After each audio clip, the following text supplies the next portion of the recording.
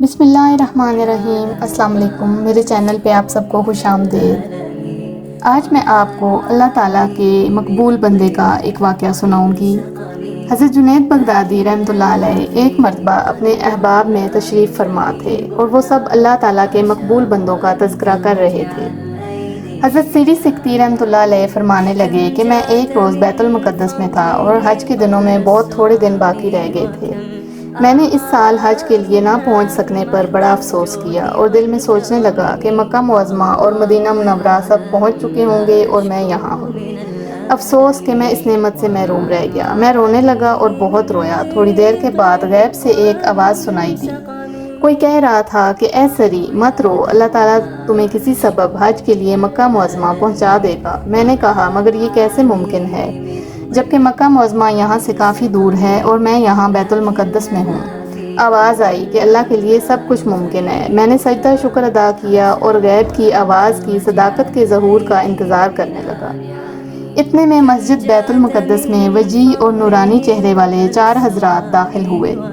ان کی نورانی صورتیں ایسی پر نور تھیں جیسے سورج چمک رہا ہو۔ ان چاروں میں سے ایک ان کا پیشوا تھا اور 3 ان کے پیچھے پیچھے چل رہے تھے۔ یہ لوگ مسجد میں داخل ہوئے تو ساری مسجد جگمگا اٹھی۔ میں نے انہیں دیکھا تو اٹھ کر ان کے ساتھ ہو گیا۔ پھر انہوں نے 2 رکعت باجماعت نماز پڑھی۔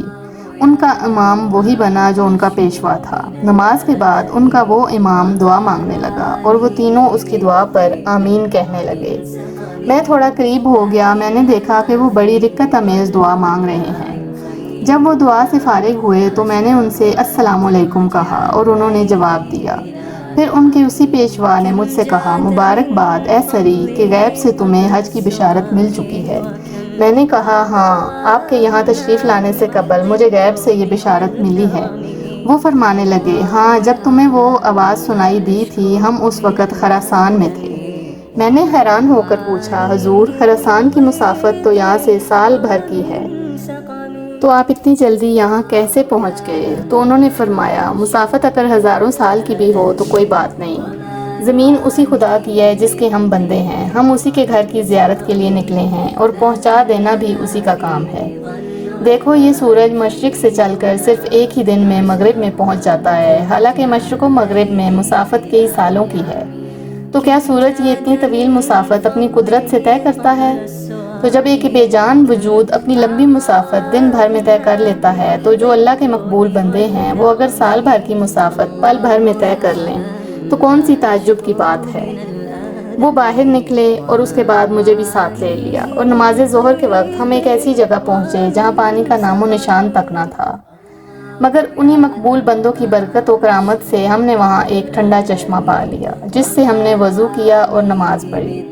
پھر چلے اور نماز عصر کے وقت ہمیں حجاز کی نشانیاں نظر آنے لگیں اور مغرب سے پہلے پہلے ہم مکہ معظمہ پہنچ گئے۔ مکہ معظمہ پہنچا کر وہ پاک لوگ میری نظروں سے غائب ہو گئے۔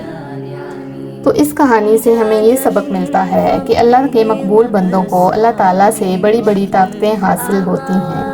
یہ لوگ سینکڑوں میل کی مسافت بھی پل بھر میں طے کر لیتے ہیں۔ اور یہ بھی معلوم ہوا کہ اللہ تعالیٰ اپنی مخلوق کی مرادیں اپنے بندوں کے ذریعہ و وسیلہ سے پوری فرماتا ہے۔ میرا آج کا واقعہ یہیں اختتام پذیر ہوا۔ اگر آپ کو اچھا لگا تو ویڈیو کو لائک کر دیجیے۔